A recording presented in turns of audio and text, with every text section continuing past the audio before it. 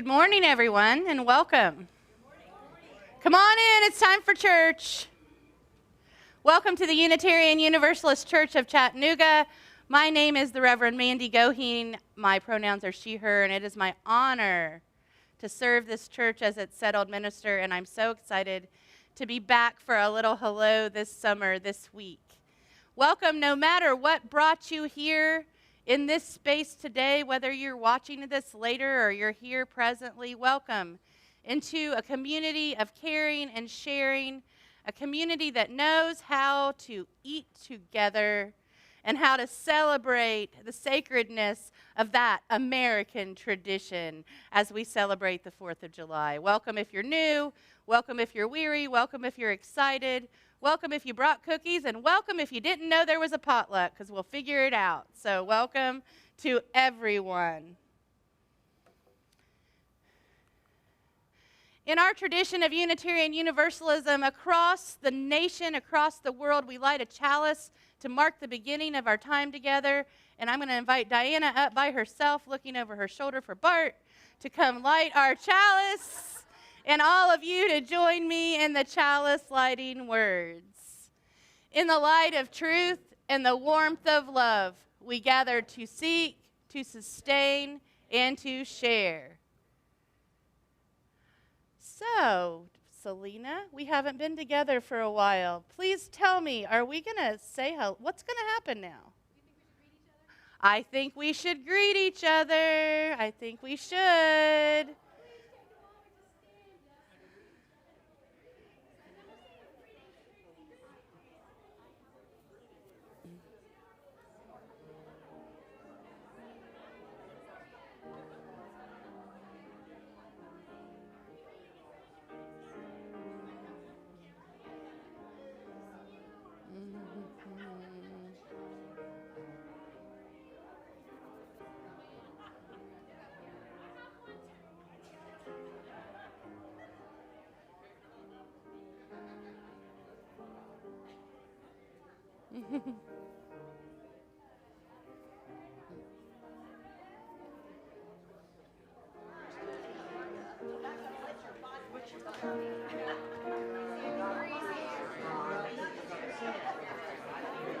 This is my song, oh God,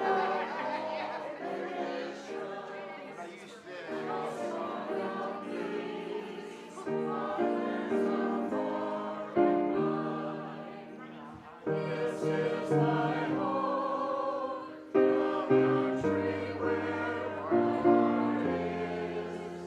Here are my hopes, my dreams, my holy shrine. Once in other lands are beating, with hopes and dreams as true and high as mine. My country skies are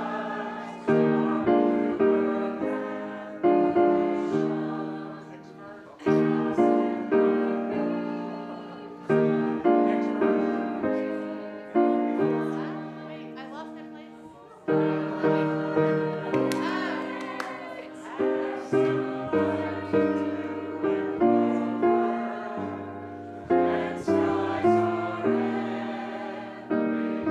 as blue as mine. Oh, hear my song, the God of all the nations, a song of peace for them and for mine.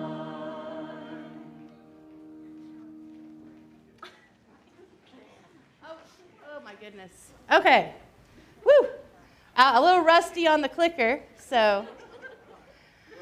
This is our time for all ages. If anyone would like to come forward and hang out with me and talk about pizza, no matter how old you are welcome to come forward. Who likes pizza? Who has ever eaten pizza here? Who only thinks that pizza should have cheese on it? Who only thinks pizza should have pineapple on it? Oh, Okay, okay. Oh, I see some hands. So tell me, what is your favorite topping for pizza? You want to give me one? Olives, cheese, pepperoni, mushrooms, anchovies, all of it. Pineapple. Sometimes sun-dried tomatoes. I thought you said sometimes tomatoes. What are those? I don't know. So I was looking through the list of what America's food is. And we have a tendency to think of like apple pie and hamburgers and all kinds of things. But my favorite American food, I would have to say, is pizza. Because at an early age, I convinced my parents that it had all the food groups, and it was perfectly fine for me to have on any occasion. Also, pizza is very regional. Who has a place they're from who has the best pizza ever? Where's your best pizza ever? Detroit. It's in Michigan. Chicago. Oh, I think Minford, Ohio, which sounds very strange. But New York. Okay, yeah. In Indiana, we eat our breadsticks with cheese sauce. Breadsticks with cheese sauce, we're getting a little out of control here.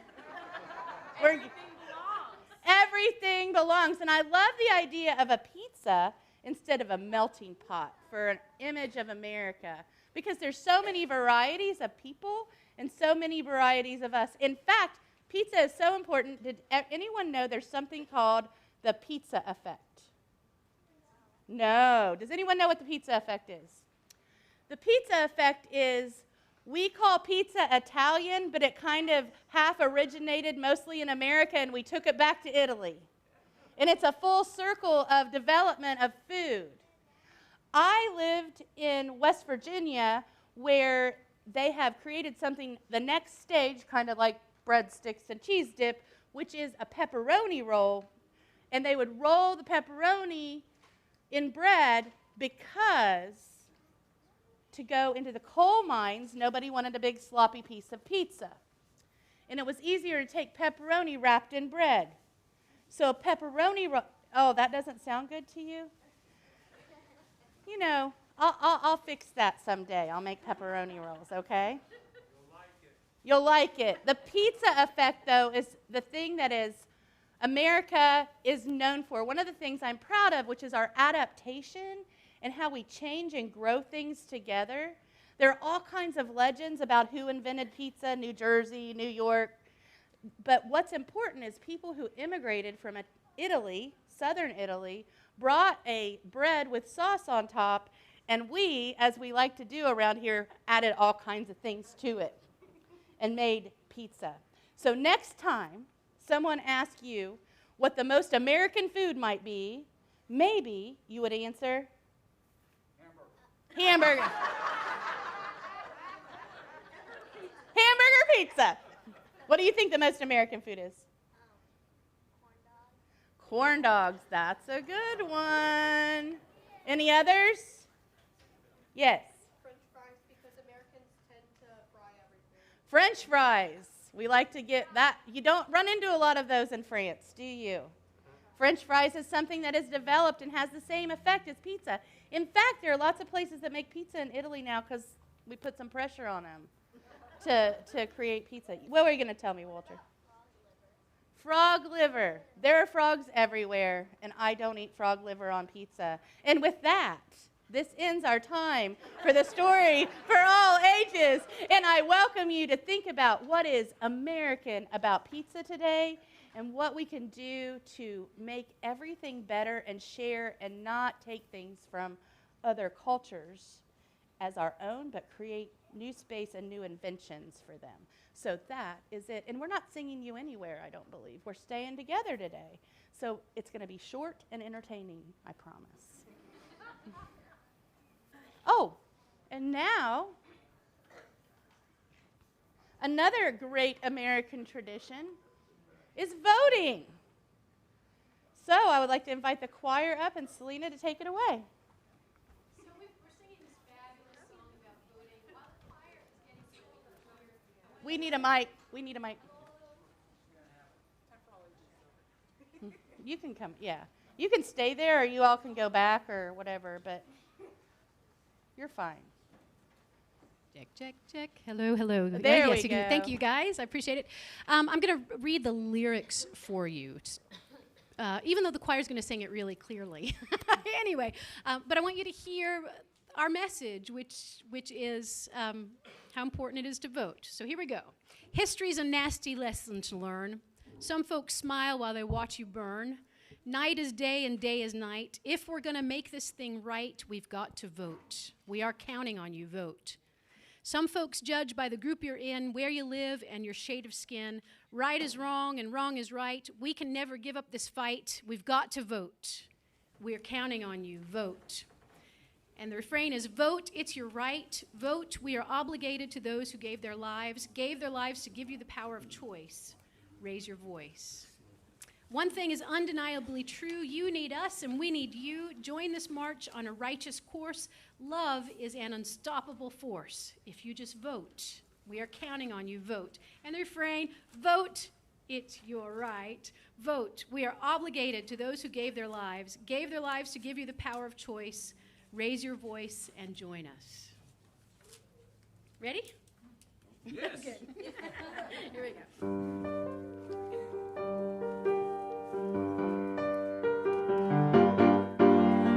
History's a nasty lesson to learn. Some folks smile while they watch you burn. Night is day and day is night. If we're gonna make this thing right, we've got to vote. We are counting on you, vote. Some folks judge by the group you're in, where you live and your shade of skin. Right is wrong and wrong is right. We can never give up this fight. We've got to vote. We are counting on you, vote. Here we go. Vote, it's your right. Vote, we are obligated to those who gave their lives to give you the power of choice. Raise your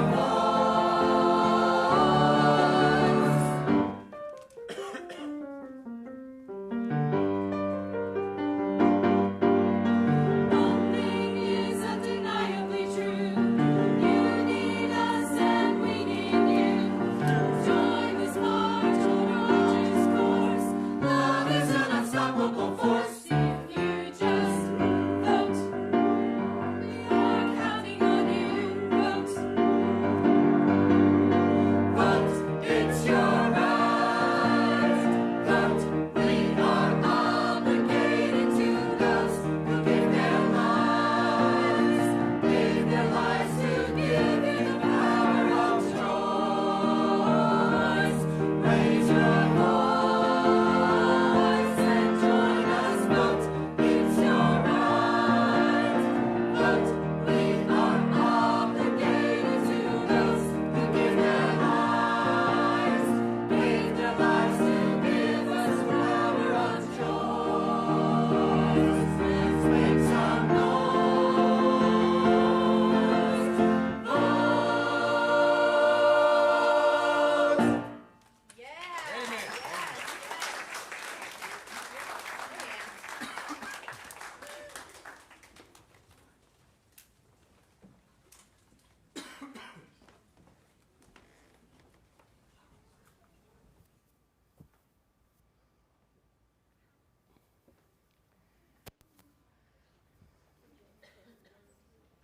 Our reading today is by Reverend Linda Susan Ulrich. She wrote this reflection on June 5th, 2019.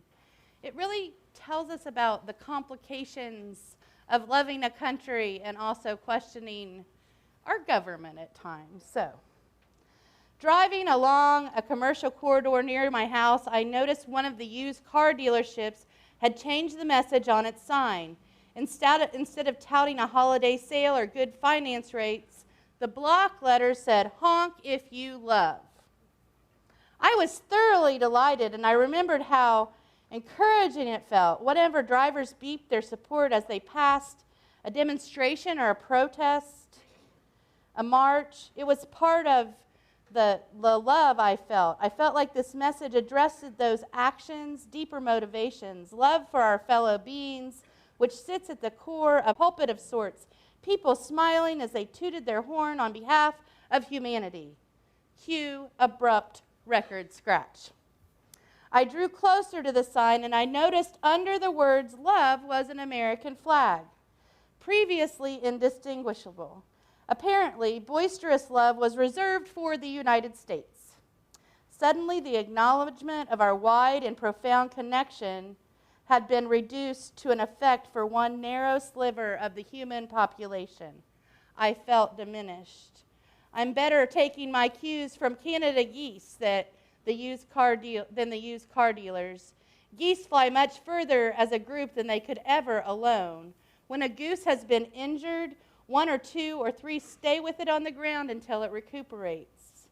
And as they migrate, they honk to remind their fellow birds that they're nearby and ready to help, encouraging each other through the long hours of flight.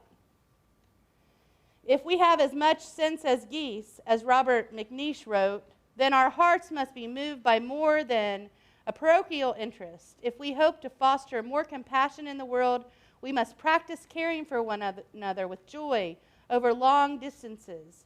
If justice is to be realized, then our voices must speak loudly and even boisterously of love. And now I want to invite you into a time of prayer. That which causes our soul to take flight, encourage us in these difficult days. Remind us that those beyond our circles, our borders, our walls are embraced by the same immeasurable love by which we are held. Help us to demonstrate kindness in all that we do, and grant that we may indeed have as much sense as geese. Amen. This is a time in our service when those of you who have joys or concerns that you would like to light a candle for are invited forward to do so. I don't see, oh, there's Diana. I was like, I don't see them. Will you come up and help me light candles? And thank you, and please feel free to share anything by lighting a candle that you want this community to hold for you.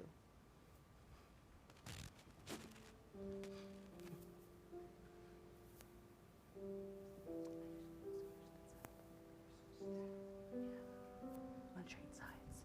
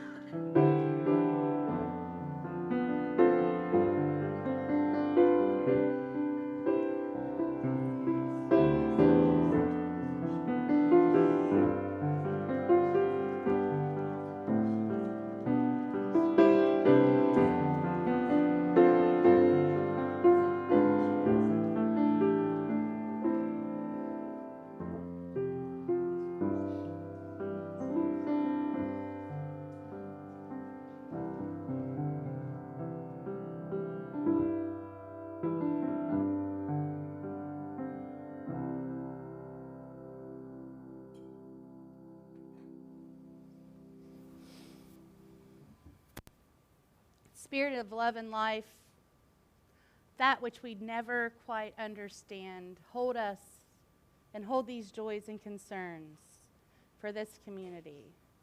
Hold them beyond the time of the candle burning. Let this be a space of sharing, of laughter, and of healing.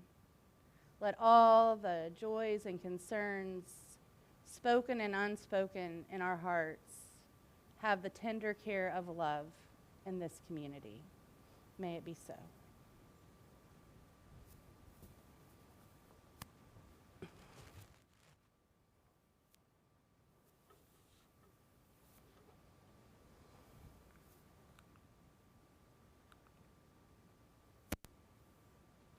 That looks good. All right.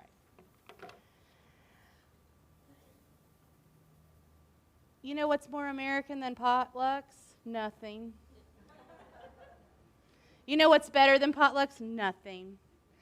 We have been told and have been given the image of a melting pot to represent what America is, and I want to push back on that, because when something melts in a pot together, it's not the same thing anymore.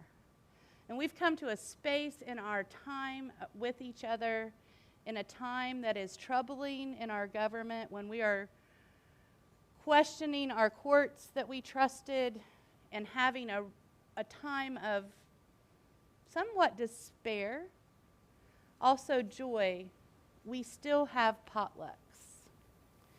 Throughout the thing we called COVID that is still lingering, the one thing we had here was potlucks. And it did not happen in a vacuum. It happened because of leadership and care for community in this church. And this might be a little embarrassing, but I'm going to ask Christian Horvath to come up here with me for a moment.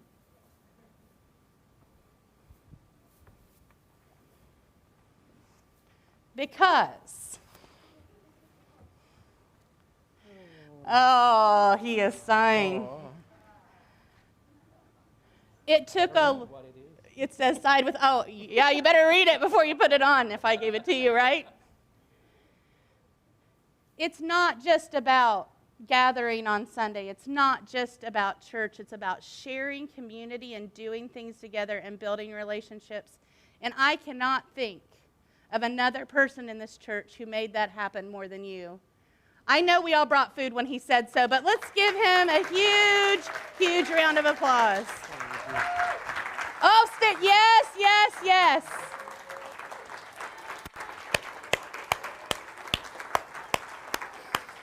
We needed an Austrian to teach us to be American.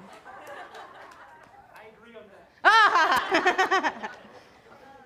The truth is, it's complicated, and how we join each other and we're together is complicated. And I could talk about that for hours, but I'm not, because we want to eat together. We want to share what I dare say is the UU communion, which is potluck, the sharing of things special, the sharing of things that we ran by the store to grab.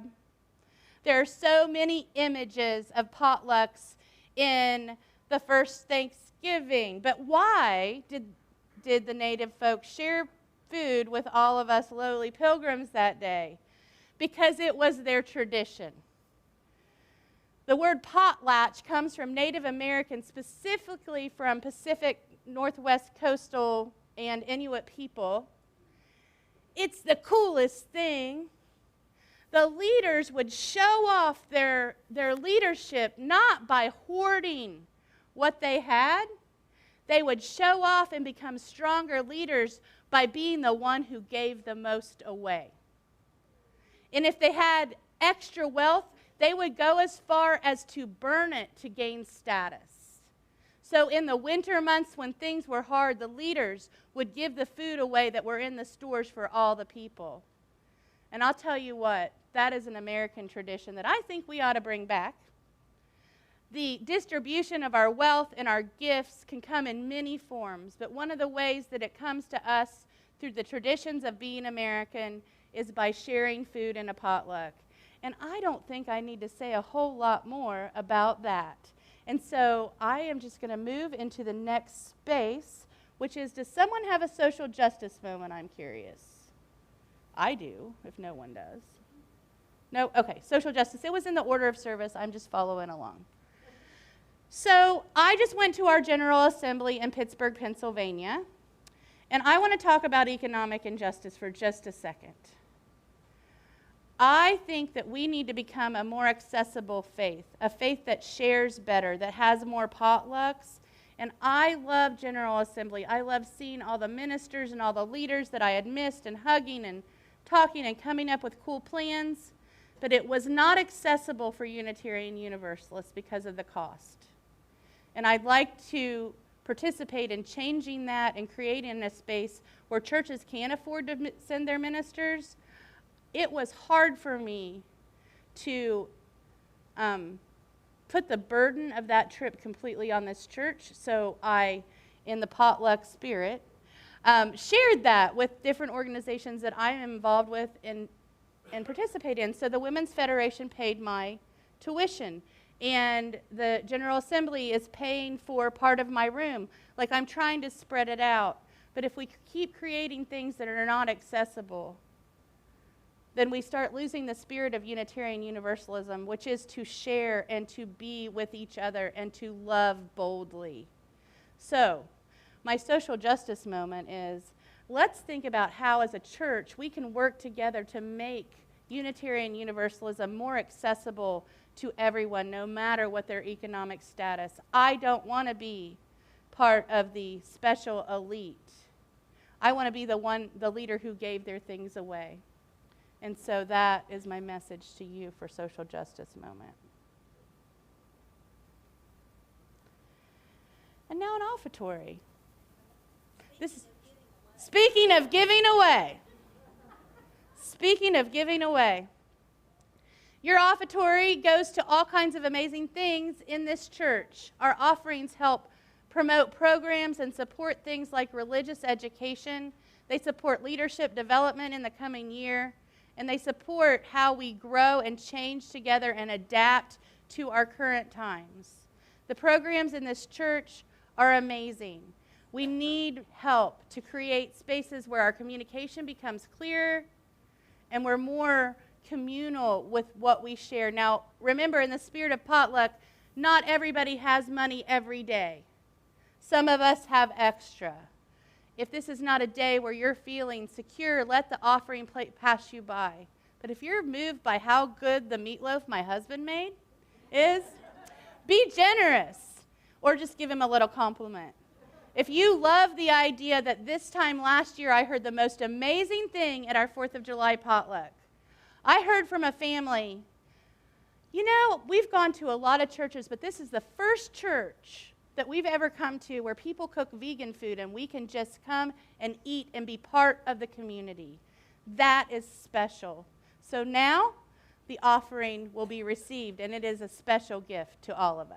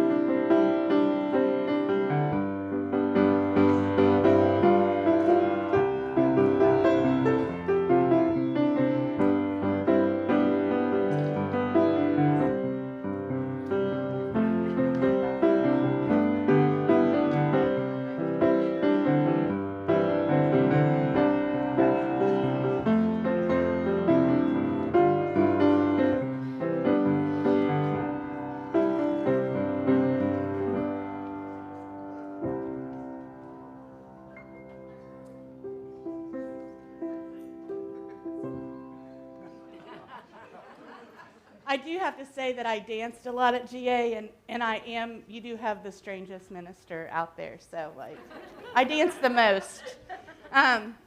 Please join me in our offertory response. We give these gifts freely, committed to our mission to care, create beloved community, awaken hearts and minds, resist injustice and act with compassion, embrace life, and care for the earth. To this work, we dedicate our offerings. Hey, that's a good song about how complicated America is. What do you think? Please rise in body and or spirit, and let's join in a rousting This Land Is Your Land by Woody Guthrie. And his guitar had a sticker on it that just said, "This machine kills fascists." So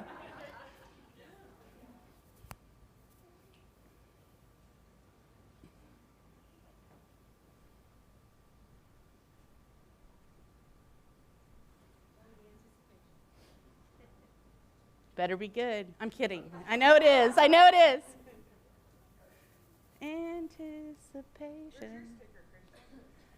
So just imagine you're on this open field somewhere out in the prairie, and maybe from somewhere in the distance, somebody will start a song. And you want to listen to it first before you join in. Okay.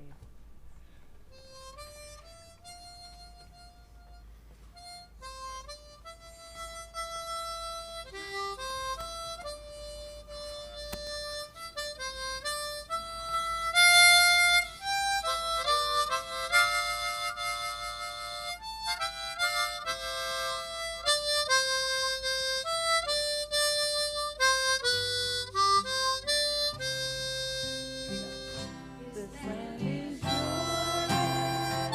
This land is my land. From California to the New York Island, from the redwood forest to the rocky water. This land was made for you and me. As I went walking. That ribbon of highway I saw above me, that endless skyway I saw below me, that golden valley. This land was made for you and me. I roamed and rambled, I followed my footsteps to the sparkling sands of her diamond desert. All around me a voice was sounding. This land was made for you and me. There was a big high wall there that tried to stop me. The sign was painted, said private property, but on the backside it did say nothing. This land was made for you and me.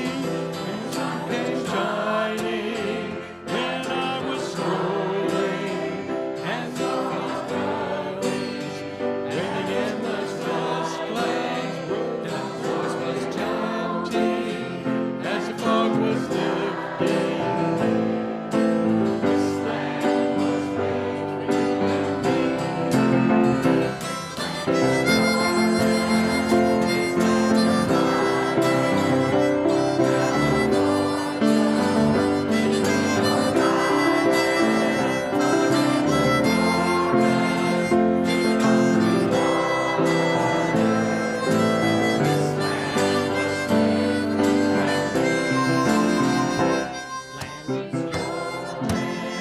This land is my land.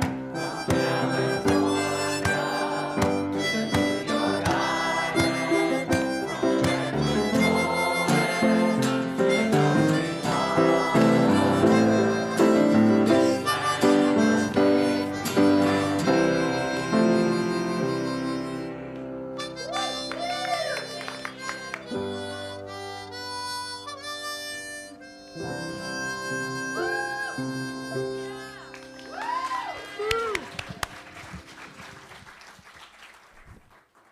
I love it. I love a last minute request that comes off that wonderful thank you all. And now it's time to extinguish our chalice. Diana, you want to come back up? Bart, you're done. I'm kidding. You get to just sit. You're in trouble. All right, please join me in our chalice extinguishing words. We extinguish this flame, but keep the light of truth, the warmth of community, and the fire of commitment. These we share in our hearts and share with all the world. Pizza, pizza. So this is a time when we generally share some announcements, and I have a couple announcements. From me, I'm not gone. I'm just not here on Sundays. So if you want to hang out or talk to me or me to come to one of your meetings or go have some good pizza, I'm around. I'll be gone the second to the last week in June for a family reunion for a while, but I'm here. July, yeah. Calendars, dyslexia. That's why I'm never where I'm supposed to be. So I'm around to dream and think. The summer is my planning and administrative time. I want to say that in August, I'm going to be running a class on Wednesday nights. It'll be after the potluck, don't worry. After the potluck, and on the Wednesday nights we don't have a potluck, we'll meet a little bit earlier, but it's called the Shared Pulpit, and it's all about preaching and sharing a message that isn't like a speech, but is appropriate for church, and giving all the people in this congregation the tools to do that. Just because you join my class doesn't mean you have to preach. I want to be clear. However, I also want to say, you may want to at the end, and we're going to have an in-gathering service in September, which is when we all come back together. It's like our homecoming. We bring water. It's really super fun.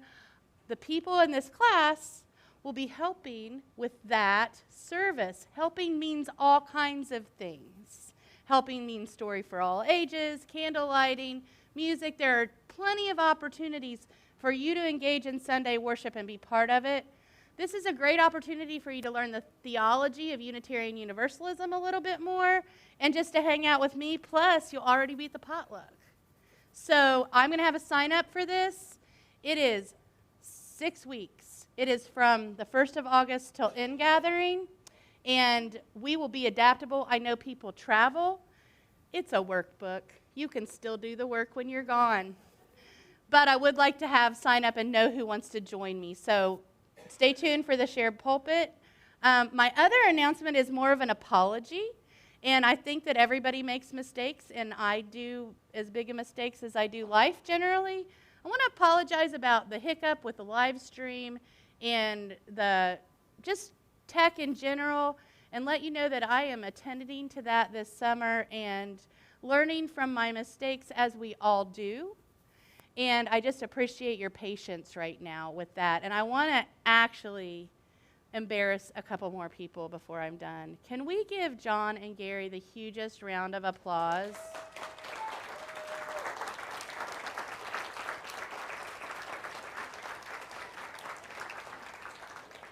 Those two are amazing. I've seen them on scaffolds, like up in here. Like, they do all kinds of stuff. Dave's helping out. I just want to say that tech is a big deal around here. We need your help.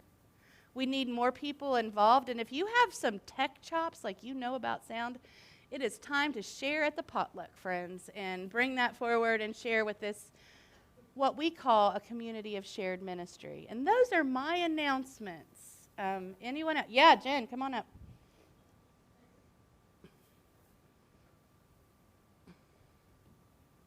Oh. Is it on? Yeah, there Yes? Okay. So next Sunday, 1 week from today, there's going to be a service about books and reading and the freedom to read without censorship. And we're going to be doing, as part of that service, the first that we know of, Hidden Gems Book Borrow. And the way this works is everybody who wants to participate will go home and find a book or two or three that has been really meaningful to you and you would like to share with our community. It can be any genre, and you're going to go wrap it up so that nobody can actually see what the book is. Yes. Yay. Make sure to put your name and your contact information on the inside cover somewhere if you want somebody to give your book back to you. And then on the front, you're going to you put a card or a sticky note and write a little teaser about what that book is about without giving the title or the author away. So this, for example, is fiction. You can include the genre. And this says, a complicated love affair and a religion that won't allow it. Characters are caught between two worlds. A wise exploration of sexuality, tolerance, and faith. Okay, so you don't want to give. We also have one. That's a good teaser, y'all. That is a good teaser right there. Thought that Everyone would get wants that everybody's book now. attention there. And then I also have one that's nonfiction. I have a cooking history culture book. You can also bring books for kids. If you do bring books for kids, for example, instead of a genre, you can include the general ages that book would be kind of geared for, so that parents can pick the right one. This says, search this book for opposites for one special character. So anyway, that will be here next Sunday. I'll leave these out. If you want to come look at them, don't take them today. Just look today. And bring your books, anything you want to share next Sunday. There will be a time in the service when everybody can go and browse and pick a read. And hopefully this will also connect some readers here at UUCC. Thank you. Jen, oh, the 16th, right. The Books and Beyond group is meeting July 16th at 12:30 right here to discuss the invention of wings. Please bring your own lunch. We will provide dessert and drinks. Forget anything? Good. Hello. Next Saturday at 10 a.m. is our quarterly council. So if you have been invited to come to that, please do come. If you want to come to that and learn more about leadership in the church and what we're going to be up to for the next quarter. We hang out here. It's a good time to get caught up in some of the business of the church and to plan for the future. So, quarterly council, 10 a.m. and everyone's like, what is a quarterly council, and am I on it? Look at everyone, they're scared. Everyone's invited. Yes, you're on it, by the way. Yes, you are. Please come. It's a great time for us to collaborate and communicate things like, Ari's having a potluck. We should tell everyone. That kind of stuff. It is a great opportunity to collaborate with other projects. For example, I am doing a lot of religious education with the help of Reverend Pam this year, and I'm going to go to the quarterly council so that I'm not overlapping book groups and getting my space in the community so that we can run this place in the best way we know how. If you just have a project or something you've been wanting help on, that's another good time to come. We are going to actually do a tiny little learning about Google Groups that day from our staff so that people have a new communication tool. So if you love Google Groups or you don't know what that is, come. It'll be great. So that's my ad. Anybody else have any announcements? I did it. We had a service that was 45 minutes just so we could have a potluck. I'm so excited. Woo! All right, so our service has ended. Our nourishment begins and our service to the world begins. So let us go forth and celebrate.